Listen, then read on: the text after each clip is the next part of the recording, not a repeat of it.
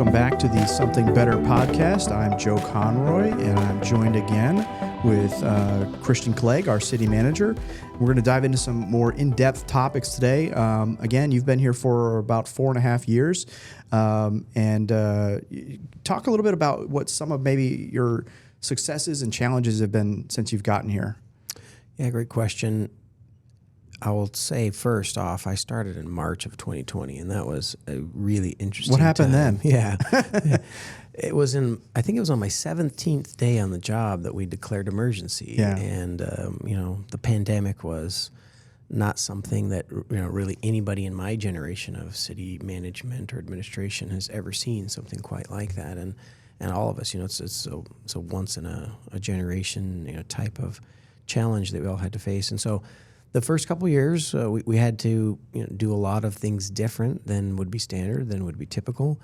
It also happened to be the early years of implementation of projects and programs that we had envisioned coming out of the Public Safety Vital Services tax. And so there's a lot of expectations from the community that all these great things were going to happen. But we also had some limitations around how would we implement and hire folks and create these programs, while we had, so many sort of state, guidelines we had to follow.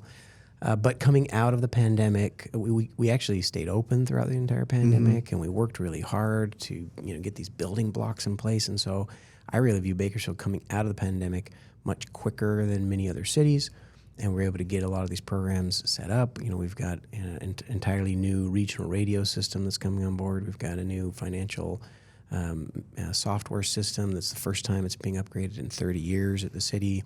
So we've been able to address some of these internal pieces. We've actually added an entire legislative program where we're advocating at the state and the federal level, and lobbying for things that are important to our community, getting grant funding, as mentioned in the last episode. And we've also been able to build up our public safety, law enforcement. We've hired, almost 100 officers at this point. We've hired 70 net gain officers. We actually hired more than 200 officers in the last 4 years, but we have continued to see some retire or separate out. But we put a big emphasis on public safety. We put a big emphasis on modernizing our organization. We actually created an economic development department, and we've been able to get working in that space. We'll talk about this in a minute here, but we've also been getting at some of the toughest challenges around things like homelessness, and we've created numerous programs in that space. And so there's actually been almost so many new things that it's hard to list them all out, but we have been pretty aggressive in creating new programs, as well as just making sure the city continues to run well. And then also big priority has been reaching out to the community and connecting with community partners, community stakeholders, community leaders, and really listening to them and what they're interested in. And I find that we actually create value by just connecting with other folks, because they bring resources to the table and ideas to the table that the city can work on together in collaboration. You mentioned the pandemic early on. I remember even coming in late at night thinking, we were going to do a press release and a press conference the next day about declaring an emergency, and that all that stuff was all new, and just talk about one of the first big decisions you have to make as a new city manager. I can't imagine the pressure there, but that was I will say the saving grace maybe for that was even though it felt like we were the only ones dealing with it, we weren't. Everybody was dealing with it, and then similarly. A lot of times, we talk about homelessness, and it's a big topic here. It's one of the top priorities and top issues for the people that live here, the people who work here, and everybody who, all of our elected officials. That's also not an issue that's just here, but we are doing a lot of things to address that here. Yeah, I think that's a really important point, Joe, because some folks feel like we need to ask for help from the state or ask for help from other cities to battle this challenge. And the reality is everyone else they're all dealing with it too. Yeah, and they're I would say maybe we're knee deep, but they're up to their armpits in some of these challenges, and especially in other large cities. It doesn't mean that we're not doing everything that we can to address this issue right here in Bakersfield. By comparison of other large cities, Bakersfield has one of the lowest homeless counts of any of the large cities. And other large cities, some of our residents have been out to visit other large cities. You see really large encampments that have been long established. I'll admit, we're frustrated about the persistent chronic homelessness in our community, but we do not let large persistent encampments just remain in place and stay there. We're actually responding right now to every encampment request that we get within 48 to 72 hours, and we're letting those folks know that they can't be there, they need to move along. But the big challenge, and there's services available to them. And thank you. There's services available to them. And if I could back up just a quick step, is that I would argue 5 years ago in Bakersfield and Kern, we did not have all of the resources available that we needed. We needed to build some more emergency shelter beds. The county built a shelter, city built a shelter. We needed to create some more affordable housing options. We needed to create some of these supportive wraparound service programs. We've done that, though. We've created the services, and so we do have a service-first approach. We encourage individuals to accept those services, to get the help that they need. If someone really wants help, they can get help today. So we created the services. We then actually created some enforcement arms, though, to also help us that if a person said, no, I don't want to go to the shelter, well, we're saying, we also can't have individuals affecting businesses, can't, camp in front of a business, right. Can't leave a mess in front of a home. And so we've actually increased our enforcement capability too. We've hired 50 code enforcement officers in the last 4 years. And we've hired 27 to a total of 50 over the last 4 years. We've hired more law enforcement, but we've also hired these outreach teams. We have Flood Ministries helps us go out and contact individuals, and so we offer them the services. We've created our Brundage Lane Navigation Center, which is an amazing navigation center that helps people get re-socialized and acclimated so they're ready to go into permanent housing. Quick side note, we've actually placed almost 400 individuals into permanent housing from just the Brundage Lane Navigation Center since it opened. And so that's, nearly 400 individuals who used to be living on the streets who are now living in their own place. And they started in the shelters, got acclimated, got helped into their own place. So we created the ability to go offer services, but then we did create these code enforcement teams and our park ranger teams, and law enforcement has what's called an impact team. Our police department has a specialized team that addresses these quality of life crimes. And so we can enforce against individuals who are persistently not accepting those services. What we're struggling right now is that there's not really accountability in some of our other systems, right? And where if somebody does not want to go and take drug treatment, we can't require them to do that today in the state of California. And so that's one of our big limitations. And I'll kind of pause there. We can walk into that a little bit. But I first just want to say to the community that, as again, 5 years ago, we had very limited money, a few $100,000 a year that was coming from the federal government that we would pass on to community organizations to offer services to people who are, at risk or experiencing homelessness. Today, we spend $20 million a year on homelessness, and I know that could be frustrating. And when you say we, you mean the city, right? Yeah, the city of Bakersfield alone, let alone the county's spending dollars on this. And this wasn't typically an area that the city really addressed. It wasn't really our area of something that we would, something in our jurisdiction, really. No, yeah, great point. Typically, some of the risk factors or homelessness have been addressed historically by more of county agencies or community organizations. And we, as a city, did not have, a homeless department or homeless units. But as issue really number one in the state of California today, we just knew we had to step up and provide more of these resources. And so going back to that $20 million number, I could see some people saying, well, what are we doing with $20 million if we still have homeless on the streets?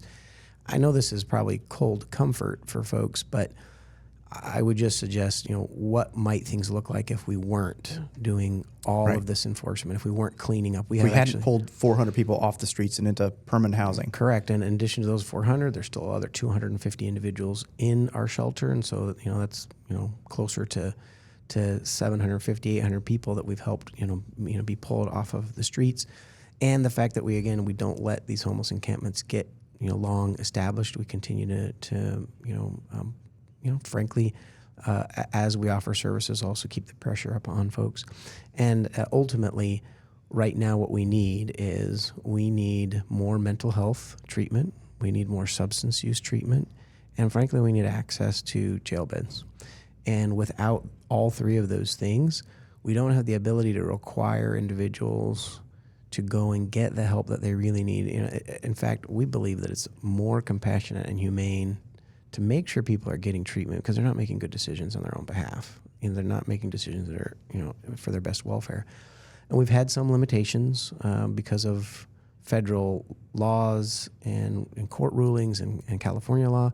That's starting to shift, though. We're starting to see some of the ability to require some of this treatment, and I'm not advocating for any particular position, but I would encourage members of the community to do your homework on bills and propositions that are coming up this fall, because there are things that are on the table that would give cities the ability to require individuals to go and get the help and treatment they need. Because today, if someone says, no, I don't want to go get cleaned up, we do not have the ability to force them. Right. And Care Court is starting to come online. The county is getting ready for that, or I think it maybe even has launched some of that. So that's going to help, correct? Yeah, Care Court just launched this week, in fact, so there's a good piece of news for our community. I will say Care Court is just narrow enough that it's focused on individuals that have schizophrenic type and psychoses, and it will help absolutely with those individuals. We know there's some individuals that are experiencing chronic homelessness that have other sort of challenges and issues, particularly around substance use, and so Care Court doesn't necessarily solve that. But there's another bill that's called SB 43 that allows us to require drug treatment for individuals that will come live in this next year, probably about a year out.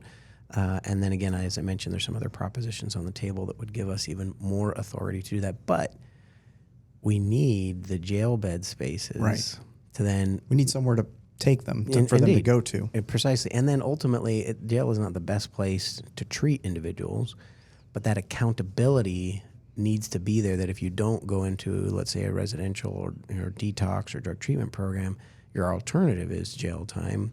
We need that as really, frankly, an incentive for individuals to say, no, I'll go and get the treatment that I need. But today, those residential treatment beds, actually, there's not enough. I can't say they don't exist because there's a few dozen here locally, but we need more than that. And then also we need to have access to more of those county jail beds to also, again, get folks diverted from that through our accountability systems into these treatments. And so that's actually our biggest priority this next year, is to get more residential treatment beds and more jail beds. But again, those are not city beds. So we're working with partners. We're even putting our own time and resources in to help get there, but we're still, we're somewhat reliant on our partners. And you mentioned, good news this week from on Care Court. Some other good news from the end of last week, or about a week ago, so still pretty relevant. Gun violence in Bakersfield, and some of the things that we're doing to address that seem to be making an impact, and something we would hope that maybe residents are starting to see about an issue that they have concerns over. Yeah, absolutely. And we know that homelessness is kind of issue number one. Public safety is sort of 1A, 1B. Public safety is really important in this community, and public safety, I think, crosses lots of different elements.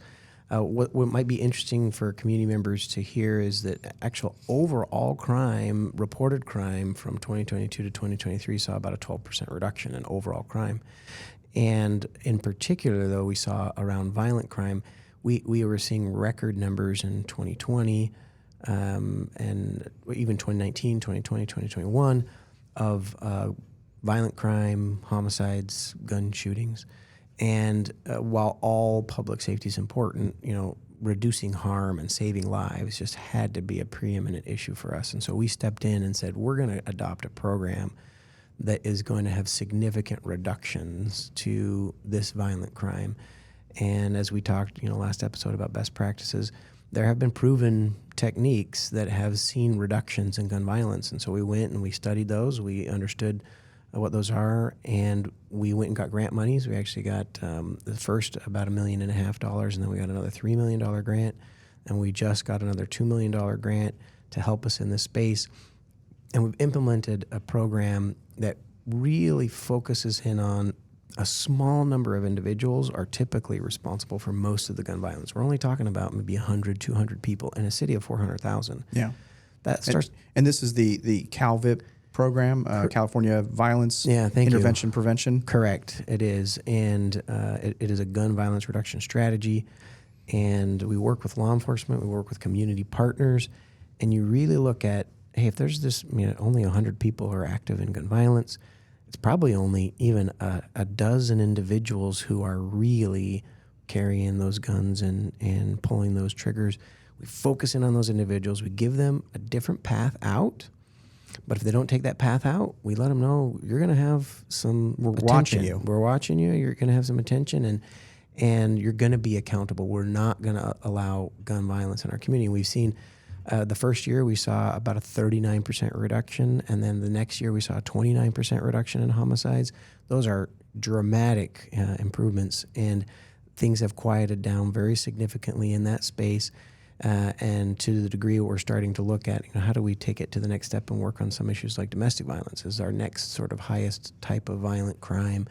And we have to keep the pressure on the gun violence, but we want to see reductions in some other areas. And it just goes to show if you have a strategy, it works, you put some resources, some focus and some energy and discipline towards it, you can see really good outcomes.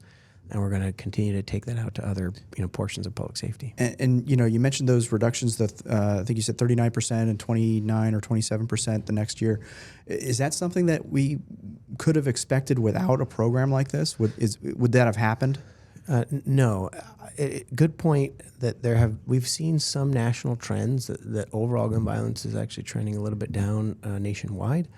But at those reduction levels, there's no way, and we've actually had some analysis done that can demonstrate the connectivity between our efforts and these reductions.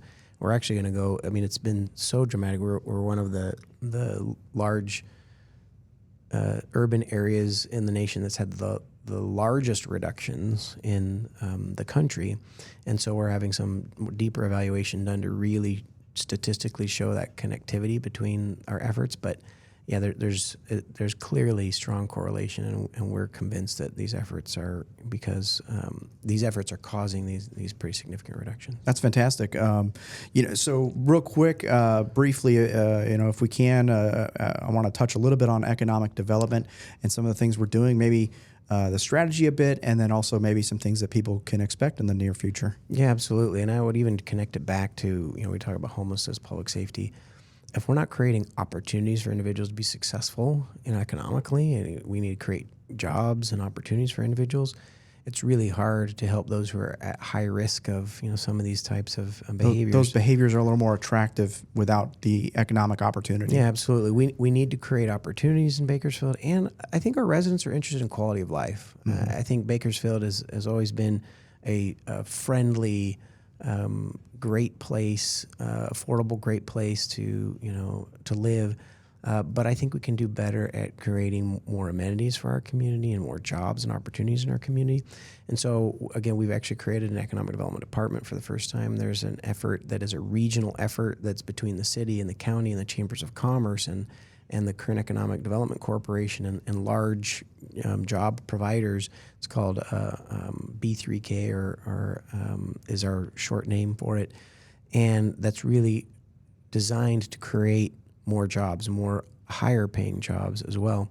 And so we do have a strategy that's working on specific target industries where we know we have promise to build out those industries. We want to build off of our history of energy and agriculture, but we also know there's opportunities in advanced manufacturing.